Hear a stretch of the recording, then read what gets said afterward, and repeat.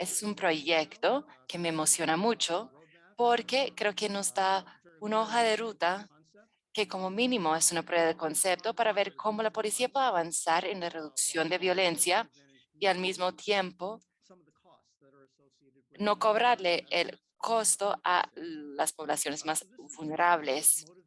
Es una investigación que está motivada por la historia de una ciudad que encontró cómo reducir sus tasas de homicidio en un 50% en un momento donde las tasas de homicidio nacionales estaban subiendo. Voy a hablar sobre lo que pasó en la ciudad de Nueva York, cuando un juez federal pasó un fallo que obligó al Departamento de Policía de alejarse de un régimen de trabajo policial que dependía mucho en el uso amplio de paradas en la calle y capturas o arrestos. Entonces, casi un día para otro, la policía perdió la habilidad de aplicar o utilizar esa herramienta que se consideraba como crítica para mantener seguridad pública en la ciudad. Entonces, muchas personas tenían miedo de que ese fallo judicial iba a conllevar un aumento en crimen, pero realmente resultó en un cambio en estrategia y marcó el final de 10 años de utilizar esas herramientas y después entró también la pandemia en juego. A ver, de pronto estoy diciendo algo muy obvio acá, pero el trabajo policial o la policía tiene pues beneficios y costos. Hay cada vez más investigación y literatura que demuestra que tener más presencia policial reduce crimen y violencia y también cuando tenemos mejores recursos para la policía. Y también el crimen baja cuando una ciudad contrata más policías. Entonces, ahora se dice que por cada 10 policías contratados en Estados Unidos hay una disminución de un homicidio.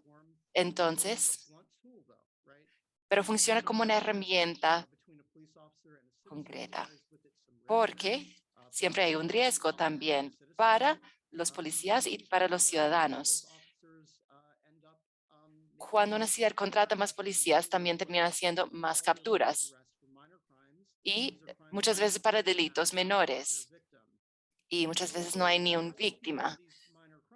Entonces, al momento de capturar o hacer esos arrestos, la idea es obviamente hacer que haya más orden y seguridad, pero la literatura, la investigación demuestra que cuando uno hay detenciones para esos delitos menores, puede tener el efecto inverso en cuanto a la seguridad pública. Entonces, si sumamos todo eso, la policía sí ayuda a reducir crimen, pero también tienen una crisis de legitimidad en todo el mundo, porque las comunidades vulnerables tienen una presencia exagerada de policía, pero tiene una baja protección. Entonces, la pregunta es, ¿podemos tener los beneficios de la policía sin los costos?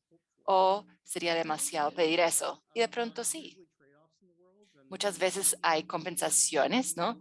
Entonces, cuando es factible tener un aumento en la eficiencia, muchas veces hay obstáculos políticos y el cambio fundamental siempre va a ser difícil. Entonces, yo creo que es justo decir, desde la perspectiva de cualquier observador objetivo, uno podría decir que es pesimista, eso sería razonable, pero no les voy a dar una presentación pesimista, sino más bien optimista, porque yo creo que sí debemos ser optimistas. Y esas razones van a ser instrumentales al momento de hablar de la investigación que les voy a presentar. Entonces, como ya se ha dicho de manera muy elocuente muchas veces, el crimen está muy concentrado en un grupo pequeño de personas y en lugares también muy limitados.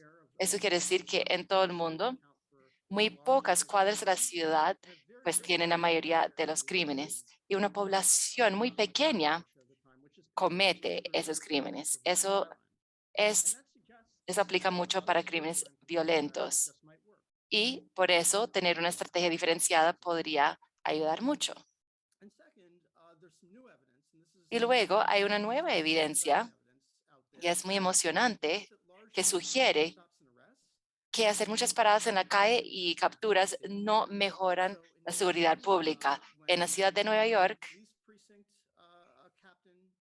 cuando un nuevo capitán de policía llega a una zona y cambia esa estrategia de cuántas paradas se hacen en la calle, en esa zona, no cambian los niveles de violencia. Y cuando hay menos actividad policial después de un tiroteo, no hay ninguna respuesta en cuanto a la frecuencia del crimen. Esa es una buena noticia, ¿no? Eso sugiere que una estrategia más quirúrgica podría funcionar, ¿no? No hay que tener tantas paradas en la calle para reducir niveles de crimen y por eso debemos ser optimistas. ¿Puede la policía de manera significativa reducir la violencia al mismo tiempo minimizar el costo del trabajo policial en comunidades vulnerables? ¿Y qué pasa cuando hay un cambio de una estrategia de aplicación amplia a algo mucho más quirúrgico? Y yo describo eso como policía de precisión. Ahora hablemos de Nueva York porque ya les di un poco de contexto. Y voy a hablar de un experimento nacional que me parece informativo. Entonces, vamos a hablar de las redadas de plantilla coordinadas en comunidades de vivienda pública en la ciudad de Nueva York, que es una estrategia que la policía de Nueva York empezó a utilizar cuando ya no podía depender en esa estrategia de paradas en la calle masivas. Entonces, vamos a ver qué pasó en esas comunidades después de una redada o desmantelamiento de una pandilla. A veces esas redadas pueden ser algo desordenadas.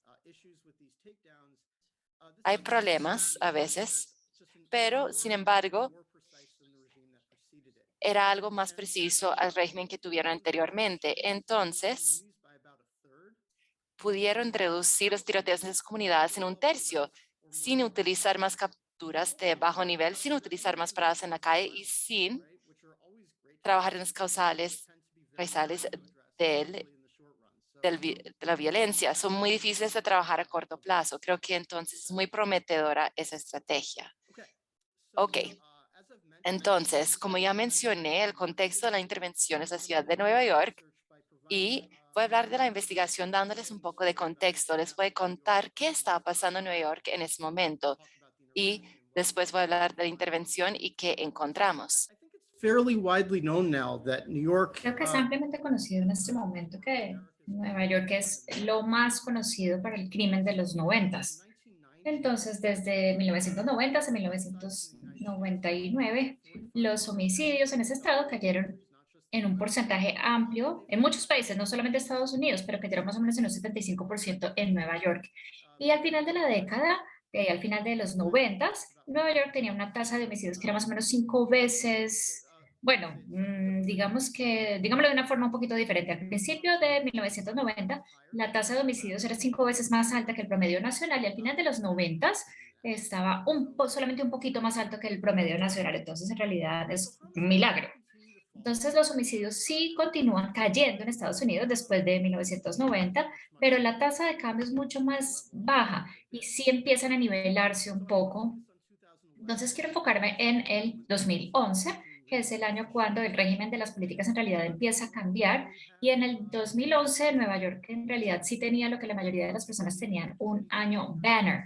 La ciudad había tenido 220 homicidios en 1990, en el pico de la epidemia del crack, y luego un poco más en el 2011. En el 2011, Nueva York era una de las ciudades más seguras en Estados Unidos, una tasa de homicidios que era solamente un tercio de la de Chicago, por ejemplo. Entonces, ampliamente se asumía por parte de muchas personas que bajar la tasa de homicidios más bajo de esto iba a ser realmente muy difícil. Los homicidios habían bajado mucho, la ciudad en realidad no había manejado ninguna de las causas raíces. Nueva York seguía y todavía es muy segregada con aislación social y pobreza, a diferencia de ciudades en la parte de Europa, donde seguramente siempre habrá esta presencia de armas ilegales. Entonces, eso siempre estuvo presente ahí en el contexto, en el trasfondo. Entonces, el Departamento de Policías estaba haciendo su mejor esfuerzo por mantener el crimen bajo y mantenerlo bajando cada vez más. Y el enfoque que decidieron que iba a ayudarles a que esto fuera posible era hacer muchas paradas en la calle. Entonces, entre 2002 y 2011, la policía de la ciudad de Nueva York pasó de hacer 1.100 paradas en la calle por año a 7.000. por año. Y mucha gente asumió que esto era efectivo porque el crimen estaba disminuyendo durante ese mismo periodo de tiempo. Entonces, en agosto del 2011, el régimen de la ciudad finalizó cuando se mandó una señal muy poderosa al liderazgo de la ciudad, que la política de hacer muchas de estas paradas en la calle, muchos de este tipo de arrestos era discriminatorio de manera racial y seguramente ilegal. Entonces, básicamente lo que pasó es que un juez federal decidió eliminar una demanda que había sido presentada por muchas personas que decía que el Departamento de Policía de Nueva York era discriminatorio y aunque el caso no iba a concluir por los siguientes 2 años, la ciudad en realidad recibió el mensaje que el juez mandó en el 2011, y así las paradas en la calle casi que se detuvieron y dentro de 5 años este número de paradas en la calle se había disminuido en un buen porcentaje y mucho de esto probablemente es que la policía no estaba documentando todas las paradas, pero pues esta no es la razón principal por la cual la gráfica se ve como se ve. Las paradas en la calle sí en realidad disminuyeron mucho. Entonces, la sentencia del juez fue criticada por muchas personas en la ciudad. Entonces, el comisionado de la policía, el alcalde, Michael Bloomberg, de ese momento, dijo la ciudad es peligrosa. Los oficiales de la policía dijeron que sin la amenaza de las paradas en la calle, entonces este valor de la policía iba a bajar, entonces iban a empezar a portar armas nuevamente y la policía iba a perder una arma crítica que tenían para poder tener el control de las calles de la ciudad. Y en este momento, esto también fue fomentado por una investigación académica que sugería que actuar de la policía era efectivo y creo que eso en realidad tenía mucho que ver. Entonces, cuando en realidad pensamos en la historia, en este caso, lo que pasó después del 2011 era realmente inesperado por la mayoría de las personas. Entonces, desde el 2011 hasta el principio de la pandemia, mientras que las tasas de homicidios estaban un poco planas, incrementando un poco a nivel nacional, Nueva York experimentó lo que yo llamo un declive de segundo grado de crimen. Entonces, a pesar de lo que pasó en los 90, lo interesante aquí es que mucha gente parece no saber sobre qué fue lo que pasó en los últimos 10 años. Parece que es bastante, falta realmente conocerlo y eso es lo que pasó. Los tiroteos y los homicidios disminuyeron en más del 50%. Si vemos acá en el eje Y, lo puedo hacer que se vea un poco más impresionante, pero en realidad es una caída impresionante en los homicidios. Cuando pensamos en el hecho de que Nueva York ya había visto una gran disminución en homicidios y cuando lo miramos en cuanto a la tendencia nacional, en realidad podemos pensar sobre lo impresionante que es esto. En los 90 los homicidios estaban bajando en todas las partes de los mundos desarrollados, estaba bajando un poco más en Nueva York y en la última década los homicidios cayeron el 50% en Nueva York, pero estaba de hecho incrementando en el resto de los Estados Unidos. Entonces, si pensamos en dónde terminó Nueva York, terminó más o menos en menos de 4 homicidios por 100 personas, lo cual quería decir que Nueva York se comparaba bastante favorablemente con algunas capitales en la parte del oeste de Europa como Londres y París, y se veía mucho más como Londres y como París, o Estocolmo o Ámsterdam, que por ejemplo Filadelfia o Chicago. Y entonces, mirando hacia atrás, este es un encabezado del 2018 de National Review, que es un periódico muy conservador en Estados Unidos, y publicaron una nota diciendo estábamos equivocados sobre stop and frisk, que tiene que ver con las paradas en la calle, y es algo muy interesante. Entonces, ¿qué causó este segundo declive en el segundo grado del crimen? Es casi imposible responder completamente una pregunta así, es difícil explicar por qué el mundo es como es, pero creo que sí hay algunas cosas que podemos decir. Entonces, seguramente no es algo como la gentrificación, eh, que las personas con mayor ingreso se muden a la ciudad. Los homicidios cayeron en todas las áreas de la ciudad, especialmente en algunas de las áreas más pobres que no tenían este fenómeno y todavía no lo han experimentado. No es un cambio demográfico tampoco, esos cambios en realidad han sido bastante lentos. La ciudad permanece siendo un lugar muy diverso y tampoco es el tamaño de la policía o la cantidad de dinero que la policía tenía en su presupuesto, que ha sido prácticamente constante en toda la población. Pero sí hay una gran clave, porque cuando pensamos en en la segunda disminución, en realidad se trata del homicidio, disminución en los homicidios. Entonces, durante la última década, otros crímenes en Estados Unidos están siguiendo las tendencias nacionales en general. Esto es una tendencia que es específica al homicidio y particularmente, principalmente es conducida por un tipo de homicidio particular, que son los homicidios por pandillas. Y entonces, creo que esta es una clave allí en el contexto, que esto no solamente es como algo que afecta a todos los barcos, esto es algo que es muy específico a un crimen que está muy concentrado en un pequeño grupo de personas y un pequeño grupo de lugares. Entonces quiero hablar ahora sobre el nuevo régimen y luego voy a hablar sobre la intervención particular que estamos estudiando y lo que hemos encontrado. Cuando las Cortes Federales le dijeron a Nueva York que su enfoque policial no era constitucional, entonces pasaron hacia un nuevo régimen. Y era uno que tenía la intención de ser mucho más preciso para enfocarse en un grupo pequeño de personas y un grupo pequeño de lugares y tenía la intención de ser mucho más centralizado. Entonces, en el 2012, la policía de Nueva York empezó dos políticas que eran parte de este nuevo régimen. La primera era algo que se llamaba Operation Crew Cut, que duplicaba el tamaño de la unidad de la Policía de Nueva York antipandillas. También reintrodujeron la base de datos de pandillas, que es una lista de pandillas que existían.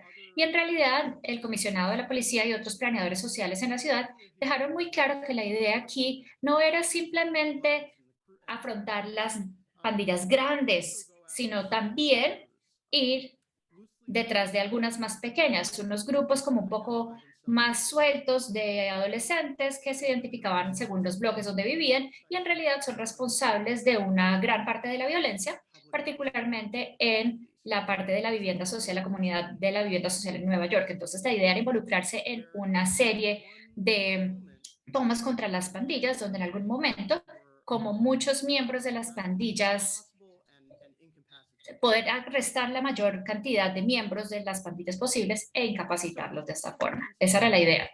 Entonces, esto no es un término legal, esto no es un término técnico, en realidad es una expresión coloquial que se usa entre miembros de la ley para describir estas radadas coordinadas sobre los miembros de las pandillas, en realidad centradas alrededor de las zonas de vivienda social. Entonces, eso es una sociedad entre la policía y también los fiscales, no solamente es una intervención policial.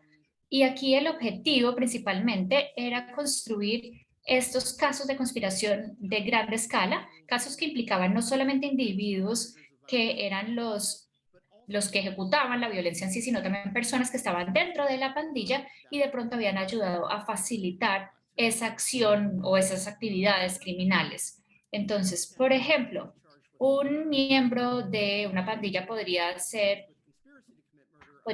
juzgado con un crimen, pero de pronto otros también, porque estaban involucrados en la planeación o con actividades que apoyaban a la pandilla como una empresa criminal.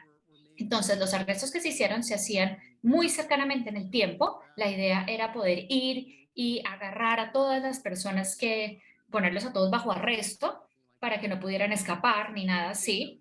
Y tiene un efecto ampliamente demostrado. Muchas de estas redadas son muy grandes, con más de 100 personas arrestadas a la misma vez. La mayoría son mucho más pequeñas, pero sí, la idea era, creo que, maximizar la visibilidad de estas redadas. Entonces, justo cuando la ciudad estaba ya contando menos con las paradas en la calle, se estaba ahora ya haciendo más estos gang takedowns, estos ataques a las pandillas. Y esto en realidad fue algo que se notó mucho. Esto es un artículo en el New York Times. En el 2014 pueden ver aquí el encabezado, el nuevo enfoque a las pandillas juveniles. Entonces la gente estaba notando que se estaba haciendo algo muy diferente, casi que de un día para otro, versus lo que se estaba haciendo anteriormente. Ok, entonces, como mencioné anteriormente, el escenario para esta investigación era la vivienda social en Nueva York. De pronto las personas aquí no han visitado Nueva York o sí lo han hecho, fueron a Times Square, vieron la Estatua de la Libertad, pero nunca fueron realmente y caminaron en en la zona de la vivienda social. Y les perdono por no haber hecho eso, pero solamente para darles un sentir de cómo se ven esas comunidades. Estas son áreas que son tienen unos retos económicos, tienen mucha pobreza, tienen mucha parte del crimen, pero son unas comunidades bastante cerradas. La gente vive ahí por muchos años o muy a menudo múltiples generaciones de la misma familia. Físicamente se ven un poco como un clúster de dormitorios en un campus universitario. Son edificios altos que están ahí en esas calles. Entonces, lo que hacemos es que identificamos más de 100 takedowns que ocurrieron dentro de una vivienda social, de una comunidad de vivienda social, estos desmantelamientos. Hay otros que no estudiamos porque es muy difícil en dónde esperar encontrar esas pandillas. Entonces estudiamos comunidades donde las pandillas están muy cercanas y muy amarradas en estos lugares. Cuando miramos a quién se arresta como parte de estos desmantelamientos, las demográficas son bastante claras. Es simplemente proporcionalmente, los arrestados son jóvenes de raza negra, entonces más o menos el 20% de la población de Nueva York son de raza afroamericana, más o menos 2/3 de los desmantelamientos son afroamericanos. Entonces, esto nos muestra la demográfica de los miembros de la ciudad, pero eso también tiene que ver con la crítica que se presenta en estas redadas y quiero que la gente esté consciente de esto. Muchos de los arrestados son jóvenes, pero solamente más o menos el 8% son menores de 18 años y la mitad tienen más de 25 años. Entonces, simplemente proporcionalmente no son los más jóvenes los que son el objetivo, son personas que tienen un poco más de experiencia y tienden a tener unos registros, sí, unos registros criminales más largos. Voy a hablar sobre el diseño de la investigación, voy a dejarlo a alto nivel y me encantaría contestar preguntas sobre los detalles y luego voy a entrar un poco sobre lo que encontramos, que creo que es bastante emocionante. Bueno, entonces tenemos 2011 datos going forward to the end of de Nueva York desde el 2011 hasta finales del 2019, obviamente en el 2020 las cosas cambiaron bastante y vamos a enfocarnos en los desarrollos de vivienda social que experimentaron por lo menos uno de estos desmantelados en ese periodo. Hay diferentes poblaciones en todos estos y experimentan unas tendencias de crímenes diferentes o experimentaron unos diferentes en el periodo anterior. Entonces, para poder evitar esta diferencia, lo que vamos a hacer en nuestros modelos principales es enfocarnos en un tiempo de 2 años después de del primer evento que se llevó a cabo en la vivienda social. Entonces, la principal pregunta va a ser simplemente si el crimen disminuyó después de ese desmantelamiento de la pandilla y vamos a mirar el tiempo potencial arbitrario de cuándo se llevó a cabo ese desmantelamiento, especialmente si de pronto ustedes pueden que ya estén empezando, bueno, ¿y por qué el tiempo sería arbitrario? Esto parece que no fuese posible, pero pues sí, podría ser que la ciudad está asegurándose de que del tiempo de la redada se esté dando cuando el crimen esté incrementando y esto es una preocupación razonable. Pero en general estos desmantelamientos se están pasando después de meses o incluso años de investigación y no se están programando para ciertos momentos, sino cuando están los elementos legales establecidos para poder hacer los arrestos, cuando un fiscal cree que eso es un buen momento para hacerlo, cuando un juez firma estos formatos y entonces cuando se examina estos momentos de los takedowns no vemos ninguna evidencia de que haya una pretendencia y en realidad, incluso más allá de hecho, no hay mucha evidencia en general de que la orden de la desmantelación tenga que ver con los niveles de crimen y violencia en esas comunidades. Esto puede que suene malo en cuanto a la eficiencia de la intervención, pero es importante tener en cuenta que hay muchos objetivos de alto nivel en una ciudad como Nueva York y hay unas limitaciones de recursos, entonces hay muchas personas que pueden ser objetivos. Entonces, vemos en este diseño de investigación diferencias y diferencias, lo trabajamos con un estudio de eventos y también tenemos otros modelos de conteos de crimen utilizando indicadores para ver si en un periodo temporal es antes o después de la desmantelación de la pandilla. Y también tenemos controles para mirar o tener en cuenta efectos fijos para tener en cuenta otras cosas pasando en Nueva York en estos momentos. ¿Qué encontramos? vimos que bajó mucho la violencia grave después de la desmantelación y acá tengo una representación gráfica de los resultados. Me parece mucho más fácil verlo acá que en una tabla de regresión. Después de la desmantelación, el mejor aproximado es que hay un declive del 55% en homicidios y también bajan los tiroteos del 35% más o menos. Son comunidades bastante pequeñas, entonces no es estadísticamente significativo eso que estamos viendo. Solo tenemos una idea del estimado, pero para los tiroteos, que son más comunes que los homicidios, porque la mayoría de las víctimas sí sobreviven, si los disparan, pues ese resultado sí es estadísticamente significativo. No vemos declives en violencia no letal, vemos como un 8 o 9% de mejora en otros tipos de crimen, por ejemplo, en agresión a asaltos, no tanto en hurtos o crímenes de propiedad. Pero esas agresiones que no tienen disparos como parte del ataque, pues desafortunadamente es mucho más común de lo que nos gustaría, pero cosas como tiroteos y homicidios, pues es algo muy concentrado en un grupo muy pequeño de personas. Muchas veces los policías saben quiénes son y esos son los crímenes que terminan siendo muy sensibles a estas intervenciones, los demás crímenes no tanto. Y eso es muy importante, me parece clave. Esa baja grande en la violencia no está acompañado con un incremento en actividades de orden público. No es que haya una redada, una desmantelación y luego muchos policías en la zona haciendo capturas o arrestos. No, vemos lo siguiente. Si algo baja la actividad policial después de una desmantelación, las capturas más discrecionales para posesión de drogas, más que nada para marihuana, también bajan después de una desmantelación. Entonces, parece que el Departamento Policial de Nueva York pudo bajar los tiroteos, que son los crímenes que más trauma crean en esas comunidades, en un tercio, y lo pudieron hacer sin tener que arrestar más gente y meter más gente en el sistema de justicia criminal. Entonces, es un enfoque que es muy quirúrgico comparado con la estrategia que tenían anteriormente. Y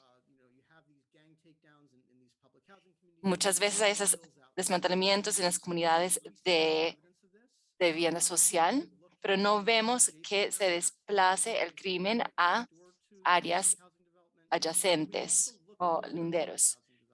Miramos también otras zonas de vivienda social, porque vemos a veces actividades de represalia, por ejemplo, un tiroteo en otro lugar en respuesta a una captura, sino vemos que baja la violencia también en esas otras comunidades cercanas. Nada estadísticamente significativo, entonces no voy a hacer ninguna declaración muy definitiva, pero no es que veamos que el crimen se desplace a otras zonas cercanas. Si pensamos en la etnografía de esos lugares, tiene mucho sentido, porque son pandillas que están muy enraizadas en sus lugares. No es que si tú vayas 2 cuadras más allá, que haya un lugar equivalente. Esos son sus hogares, viven acá. Y no es tan fácil ir a otro conjunto de vivienda social. Sería muy peligroso que una pandilla haga eso. Entonces, revisamos mucho la robustez de esa estrategia. Son muchos datos muy puntuales de Nueva York, entonces no voy a profundizar demasiado acá, pero no hay manera de hacer desaparecer esos resultados. Creo que me quedan unos minutos más y quiero hablar rápidamente sobre lo que yo creo que esos resultados significan y después vamos a escuchar de Thomas y él nos va a dar la respuesta real. A ver, en resumen, esos desmantelamientos de pandillas resultaron en una baja en tiroteos y en violencia grave, pero en otros tipos de violencia. Esa investigación se enfoca más que nada en eso y eso explica por ahí el 25% de declive en violencia de armas en esos periodos y 10% de la baja a nivel ciudad. Eso puede no sonar como mucho, pero quiero decir que es una subserie de los resultados de ese cambio en el régimen policial. Entonces, estamos viendo acá conjuntos de vivienda social y también desmantelamientos de pandillas que no tienen un nexo con vivienda social, y hay otras cosas que está haciendo el Departamento de Policía que no son tampoco desmantelamiento de pandillas, pero son parte del paquete de cambio en estrategia. Entonces yo diría que eso es un resultado aproximado bajo, es bastante conservador. Cuando pensamos en las implicaciones de la política pública de eso, yo creo que esa táctica más quirúrgica por parte de la policía puede tener grandes resultados, y eso realmente prueba el concepto. Uno puede hacer una gran diferencia pensando en la violencia en comunidades donde la violencia es endémica, en maneras que no requieran de resolver las causas o causales originales de esos fenómenos. Si eso se hace bien, podría también mejorar la legitimidad de la policía, porque uno está sacando a los malos de la calle, pero no es que la gente esté sujeta a cada vez más paradas o requisas en la calle, más capturas, etcétera. Pero no hay ninguna panacea acá. Y los observadores también deben tener pues presente esas limitaciones de la estrategia. Los efectos de tratamiento no duran para siempre. Vemos que esos efectos pueden durar hasta 18 meses después de un desmantelamiento de pandilla inicial, pero luego otra vez vemos que la violencia va subiendo otra vez después de año y medio. Los datos sugieren que esos desmantelamientos de pandillas es un alivio temporal, no es una cura permanente. Segundo, las personas que están a favor de estos regímenes y también investigadores están preocupados con el tema del proceso debido. A veces capturan a personas, los acusan de ser parte de la pandilla, los acusan de conspiración, pero al final no son parte de la pandilla, simplemente conocen a miembros de la pandilla y terminan en la cárcel, y hay problemas de justicia. Entonces, en ese tipo de enfoque, yo diría que eso es policía de precisión, pero no creo que sea persecución de precisión o precisa. ¿Eso se puede replicar en otras ciudades? Creo que sigue siendo una pregunta abierta. Es muy importante pensar en si eso se puede replicar o no, siempre y cuando miremos una intervención de crimen, y es algo que requiere de mucha destreza por parte de la policía, de los fiscales, y mucha cooperación entre policías y fiscales. Y hay lugares donde ese tipo de cooperación sería muy difícil en cuanto a su facilitación. Entonces, no creo que sea tan fácil de hacer, pero si uno lo puede hacer bien, realmente tiene muchos beneficios. Entonces, en resumen, y espero que no haya sobrepasado el tiempo que tenía asignado, es mi última diapositiva. Lo que están viendo acá es una foto de Al Capone y una foto de un miembro de una pandilla ficcional de la serie The Wire. Marlo Stanfield se llama.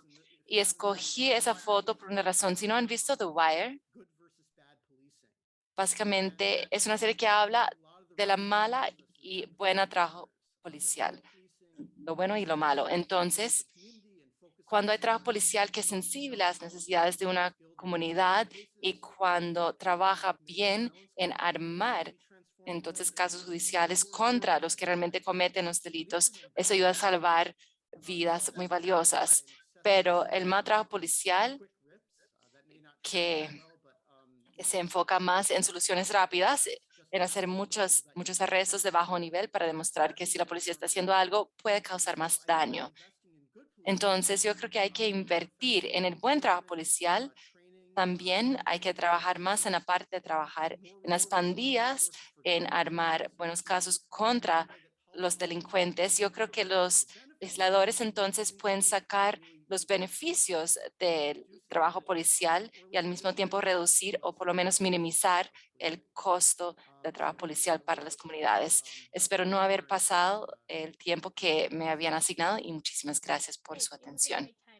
Quiero empezar con unos comentarios positivos en cuanto a ese estudio excelente, y como a todos nos interesan más las preguntas y críticas, yo voy a hacer unas preguntas sobre esa investigación de manera muy amable, porque me parece que el estudio es fuerte y muy importante. Después voy a concluir con unas lecciones aprendidas o conclusiones potenciales para Latinoamérica.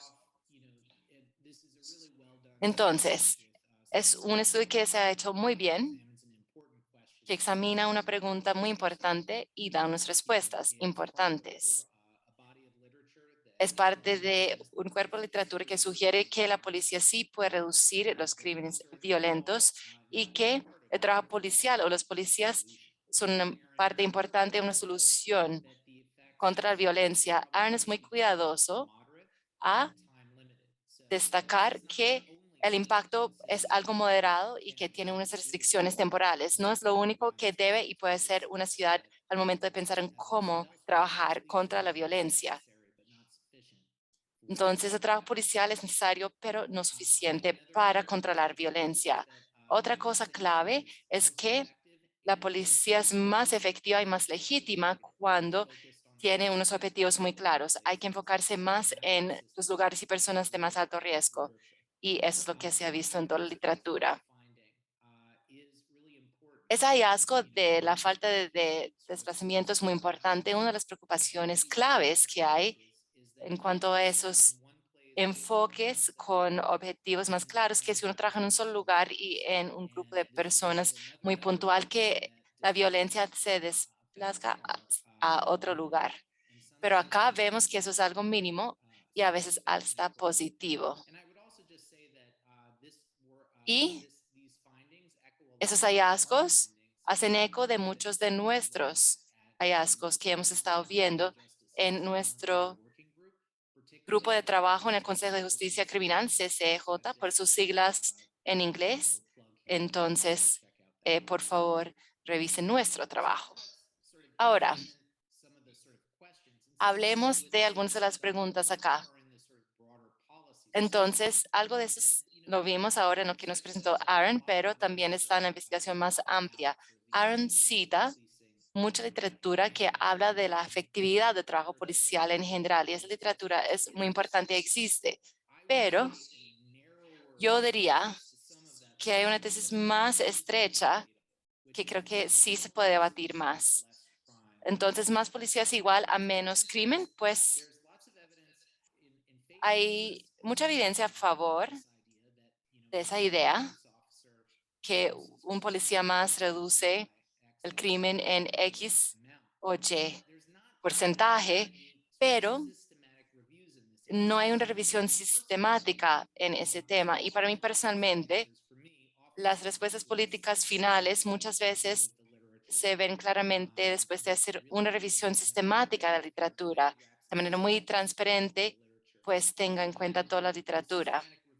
Y esa revisión sistemática que tenemos en ese tema sugiere que el efecto total de la fuerza policial no es el factor principal, sino su estrategia de policía. Entonces, obviamente es una agencia policial, tiene una falta de recursos graves y hay problemas de retención y reclutamiento como eso que tenemos en Estados Unidos en este momento. Es un problema grave, hay que abordar eso. Pero más allá de ese nivel mínimo, a mí me gustaría sugerir que no solo es cuestión de cuántos policías son. Sí, importan los policías, pero lo que hacen que importa más que cuántos son. Obviamente, siempre teniendo en cuenta un umbral mínimo. New York City is a Creo que Nueva York es un lugar muy importante en la conversación de la justicia criminal, pero también es un lugar bastante inusual. Nueva York no necesariamente es representativo de la política de control del crimen en general en Estados Unidos. Por ejemplo, en realidad, según lo que yo sé, no hay otros departamentos policiales en Estados Unidos que usen esta terminología de precision policing, policía de precisión, es un término específico de Nueva York. El término general es a menudo como policía orientada a problemas o policía de hotspot, y esto es una versión de estos diferentes elementos, pero Nueva York es excepcional por diferentes razones: su tamaño, su riqueza, la amplia variabilidad de capacidad de justicia criminal en la ciudad.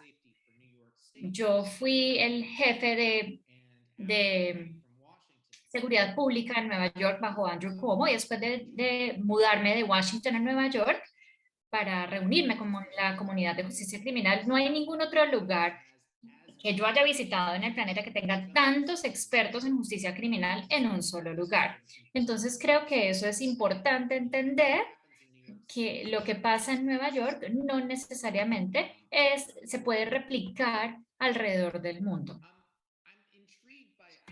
Me intriga, me gustaría escuchar un poco más sobre por qué los proyectos de vivienda se eligieron en particular, algunos de esos proyectos de vivienda, porque de acuerdo a la investigación, de hecho, hubo 455 ejemplos de estos y se eligieron 73 y ciertamente hay muchas razones para hacerlos, pero me da mucha curiosidad saber cuáles fueron los resultados en estas áreas, esta pregunta abierta de si hay algo especial de la combinación de la policía de precisión en este tipo de viviendas. Y lo otro que creo que tenemos que reconocer es que, como Aaron acaba de mencionar, Nueva York ha experimentado un incremento masivo en la violencia con armas en el pasado año o algo así. Y esto es cierto en casi todas las ciudades del país. Entonces, no, pero no es específico, no es algo que es especial de estado de Nueva York. Pero Nueva York no se dio el lujo de no vivir esa tendencia. Entonces, creo que tenemos que mirar esto y esto ciertamente no niega sus resultados. Creo que es algo que vale la pena considerar. También creo que hay como creo que las personas en el campo de la criminología y la justicia criminal en realidad están con una dificultad con este término de pandillas y cada vez más hay una noción de la pandilla que se ve como un término ya un poco antiguo, que ya no es bien entendido, no está bien definido y a menudo nos lleva a unas malas políticas. Entonces, por ejemplo, el Focus Terms no usa la palabra pandilla, sino que usa redes sociales o términos que son más adecuados y nos aleja de esa noción tradicional, de esa pandilla jerárquica tradicional, donde hay unos rangos y capitanes y se dan órdenes y cosas así. Que mientras que eso existe, eso sí existe en ciertas partes de Latinoamérica, esto ya no es tan común en Estados Unidos, ocurre en Estados Unidos, pero la gran mayoría de violencia de pandillas es bastante informal, así como Aaron también mencionó. Entonces, en realidad, el problema aquí es que si uno usa un término amplio, pues tiene unas políticas amplias y tiene este efecto de ampliación de la red. Entonces, la terminología de pandilla hace énfasis en quién son las personas y no en lo que hicieron. Y eso es un problema porque mientras que hay muchas pandillas y miembros de pandillas en Estados Unidos, unas minorías sorprendentemente pequeñas son en realidad violentos. Entonces, aún entre las pandillas y los miembros de las pandillas hay ciertas pandillas que son particularmente violentas y hay ciertos miembros de pandillas que son particularmente violentos. Y lo que es más importante es la violencia, no que son miembros de una pandilla. Entonces, simplemente es algo en lo cual hay que pensar. Y simplemente quiero señalar que aunque en Nueva York usa estos términos de pandillas, en realidad están haciendo lo correcto al mantenerse muy enfocados. Y simplemente quiero señalar que yo creo que la estrategia es mucho más como la estrategia enfocada que la estrategia de gang injunction que se usa en Los Ángeles. Simplemente algo aquí para notar. También qué pena interrumpirte, Thomas. Queremos dejar algo de tiempo para las preguntas del público también. Entonces, si puedes empezar a hacer, sería maravilloso. Sí, qué pena por esto. Entonces, esto es lo que yo me llevo para Latinoamérica, creo yo, habiendo hecho algo de trabajo en la región. Creo que lo primero es enfocarnos en la violencia, o sea, los homicidios y los tiroteos, y no las pandillas y las drogas, enfocarnos en la violencia directamente y mantenernos enfocados en las personas y lugares más violentos. Y tomar esta idea de que la paz, la policía importa, pero hay otras cosas que importan más, como la estrategia, más que el tamaño también. Creo que la impunidad es el principal problema de seguridad pública, esta colaboración entre la policía y el fiscal es absolutamente crítico. Y los cargos de conspiración que han sido instrumentales en Estados Unidos, no solamente para manejar la violencia, sino también para desmantelar el crimen organizado, es una herramienta clave dentro de Estados Unidos. No todos los países latinoamericanos tienen esta herramienta en su kit de herramientas fiscales y esto es muy importante. Yo sí creo que esto es una estrategia que puede replicarse. Creo que esto es de alguna forma pide menos que algunas de las estrategias más sofisticadas basadas en evidencia que salen de los Estados Unidos, pero la colaboración es difícil, tener los datos correctos es difícil, la naturaleza, la diferencia de la naturaleza de la violencia en Latinoamérica, el crimen organizado es mucho más estructurado que en Estados Unidos y tenemos que reconocer esa diferencia masiva y también está ocurriendo en este contexto en ciertas áreas de la región de la impunidad masiva. Quiere decir que hay unos retos institucionales y sistemáticos enormes para poder cumplir con eso. Gracias y qué pena por pasarme el tiempo.